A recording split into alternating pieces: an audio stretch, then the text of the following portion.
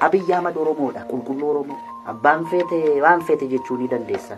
Amaarri ol kaatee Jawaar Mohammad kana koompitara wayyaanee raasaa bahe kana Yamaniidha jettee miti inni rakkoon qabu. Abiyyi Ahmad, Dr. Abiyyi Ahmad silaa maanaa uummata Oromootti kenname 4 kiiloo fudhatee seene dhaabbilee Oromoolee kadhatee kan galche isa. Nama maqaa qabsoo Oromootiin qabsaa'u xinnaa guddaa hunda kadhatanii kan galchan lammaafaan isaani waan saayikooloojii Oromoo kanatti bu'u. Waan beeta mangistii kana keessatti hojjetamu hunda walitti bu'iinsa dhaabbilee Oromoo dabalatee walitti bu'iinsa Oromoo walitti fiduu kan hojjechuudhaaf maa Daawud Ibsaa faana hin mari'atin, maa Jawaar faana hin mari'atin, maa Mararaa faana hin mari'atin, namoota isaan kadhatee galche kana hunda maa mari'atin, Hawultii Haayila Sillaasee Minilik miti kan seexanaallee achi keessatti dhaabuudhaaf maa isaaniin hin mari'atin. Waan inni godheef isatu beeka. Garuu Oromoo walitti buusa taana dhaabaa miti barkan uummata Oromoo asiin jijjiirama kana kan fide OPDOs miti, ABOs miti, OFCOs miti, OFDOs miti. Garuu qabsaaniiru karaa itti amananiin isaan hundi isaan ABO'n umurii isaatti fixeera. Hayyoota Oromoo gameessa meeqatti dhabneera. Goota Oromoo bakka bu'aan qabni hundatti dhabneera maqaa ABO'tiin.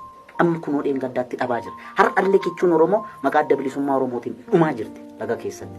Oromoon dhumaa jira. Isaa miti. Jijjiirama kana akka Abashaan mangaanuun jette kanatti manguma kanatu yaa'ee wayyaanee dhukkeerraa kaasee qeetti galche. OPDO keessaa immoo adda durummaadhaan yeroo Lammaa Magarsaan fuuldura bahee falmu sana bar OPDO keessaa Lammaa Magarsaa qalchiisuudhaaf kan ishiin olii gadi shirrisaa turte hedduudha bar.